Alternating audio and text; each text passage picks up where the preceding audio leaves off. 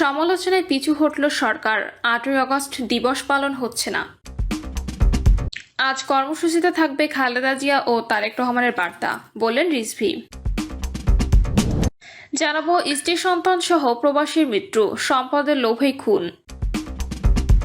এবং সর্বশেষ জানাবো ডিবি পুলিশকে গুলি শীর্ষ সন্ত্রাসী বাপ্পির ভাড়া বাসা থেকে গুলিসহ আরও 2 পিস্তল উদ্ধার। শুনছিলেন সংবাদ শিরোনাম, এবারে বিস্তারিত। স্ত্রী সন্তান সহ প্রবাসীর মৃত্যু, সম্পদের লোভেই খুন। মনির হোসেন প্রায় 27 বছর সৌদি আরবে জীবনযাপন করেছেন তিনি। দীর্ঘদিন প্রবাসে থেকে খেয়ে না খেয়ে অনেক কষ্টে টাকা জমিয়ে কেরানীগঞ্জের 2টি বাড়ি, আবাসন ব্যবসা, দূরপাল্লা বাসের ব্যবসা সহ রয়েছে অনেক সহায় সম্পত্তি। একমাত্র প্রতিবন্ধী সন্তানের চিকিৎসার জন্য ছুটি নিয়ে এসেছিলেন দেশে। ঢাকায় ছেলের চিকিৎসা করাতে এসে হোটেলের খাবার খেয়ে মৃত্যু হয় মনির হোসেনের। শুধু মনির নন, একই খাবার খেয়ে স্ত্রী ও প্রতিবন্ধী ছেলেও মারা গেছেন। একই সঙ্গে 3 জনের মৃত্যুর ঘটনা রহস্যের সৃষ্টি হয়েছে। পরিবারের অভিযোগ, হোটেল থেকে আনা খাবারে বিষক্রিয়া ছিল। খাবারে কে বিষ মিশিয়েছে তা এখনো জানা যায়নি। মনিরের সহায় সম্পত্তি দখল নিতে কেউ এটা করেছে যাতে সম্পত্তি দখলে নেওয়া সহজ হয়। তদন্ত সংশ্লিষ্টরা বলছেন, প্রাথমিকভাবে ধারণা করা হচ্ছে বিষক্রিয়ায় তাদের মৃত্যু হয়েছে। তবে খাবারে কে, কখন, কিভাবে এবং কেন বিষ মিশিয়েছে তা খতিয়ে দেখা হচ্ছে। এছাড়া মনিরের রেখে যাওয়া সম্পত্তির উপর কার লোভ ছিল সেটিরও তদন্ত চলছে। এর মধ্যে পুলিশ রাজধানীর মগবাজার মোড়ে অবস্থিত ভর্তা ভাত হোটেলের ম্যানেজার ও বাবুর্চিকে জিজ্ঞাসাবাদ করেছে। এছাড়া এখনো পর্যন্ত সন্দেহের তীর মনিরের চাচা রফিককে থানায় এনে জিজ্ঞাসাবাদ করছে পুলিশ। আইনশৃঙ্খলা বাহিনীর তথ্য, মনিরের পরিবার তথ্য ও ঘটনাস্থল পরিদর্শন শেষে মৃত্যু রহস্য নিয়ে এ প্রতিবেদকের বেশ কয়েকটি প্রশ্ন সামনে আসছে। মনিরের চাচা রফিক বিকেলে খাবার এনেছিলেন, সেখান থেকে স্লো পয়জনিং ছিল কিনা। কারণ কেরানীগঞ্জে মনিরের যে 2টি বাড়ি রয়েছে সেখানে কেয়ারটেকার হিসেবে কাজ করতেন রফিক। সম্পত্তির ওপর তার লোভ হতে পারে। দ্বিতীয়ত, রাতে মনির নিজেই হোটেল থেকে খাবার এনে খেয়েছিলেন। হোটেলের কেউ খাবারে বিষক্রিয়া মিশিয়েছিলেন কিনা। তৃতীয়ত, সন্ধ্যা থেকে খাবার খাওয়ার আগ পর্যন্ত মনির হোটেলের বাইরে কয়েকজনের সঙ্গে দেখা করেন। তারা কোনোভাবে এই মৃত্যুর সঙ্গে জড়িত কিনা, অর্থাৎ তাদের সঙ্গে মনিরের কোনো লেনদেন ছিল কিনা। এমন প্রশ্নের উত্তরে মিললে স্ত্রী সন্তান সহ মনিরের মৃত্যু রহস্য উন্মোচিত হবে। থানা, পুলিশ ও অন্যান্য আইন শৃঙ্খলা বাহিনী ও বিষয়গুলো সামনে নিয়ে তদন্ত চালিয়ে যাচ্ছে।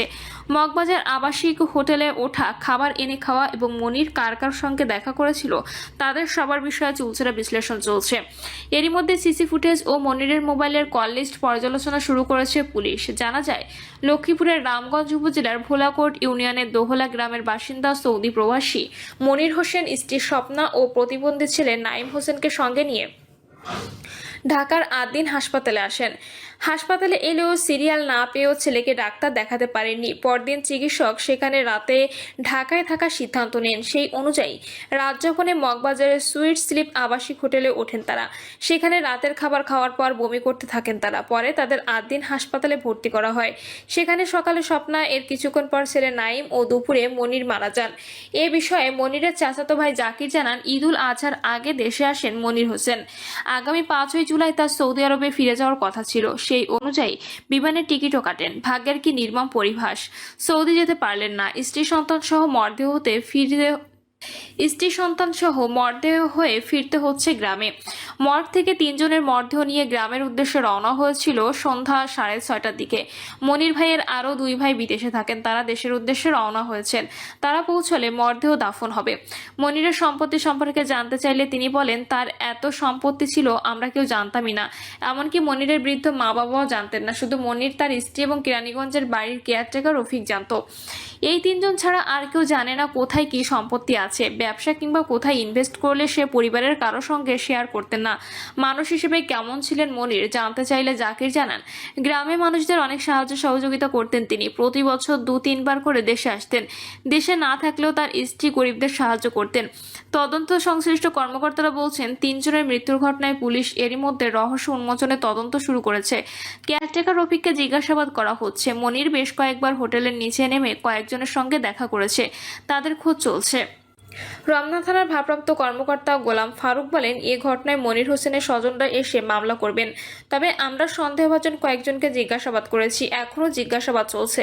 সিসি ক্যামেরার ফুটেজ দেখেও শনাক্তের চেষ্টা চলছে। জানতে চাইলে রমনা বিভাগের উপ পুলিশ কমিশনার মাসুদ আলম বলেন, মগবাজার অবস্থিত সুইট স্লিপ হোটেলে স্ত্রী সন্তান সহ ওঠেন মনির হোসেন। পাশের ভর্তাবাদ হোটেল থেকে খাবার পার্সেল এনে রাত 10টার দিকে খান তারা। খাবার খেয়ে আত্মীয় স্বজনের সঙ্গে রাত 11-12টা পর্যন্ত মোবাইলে কথা বলেন।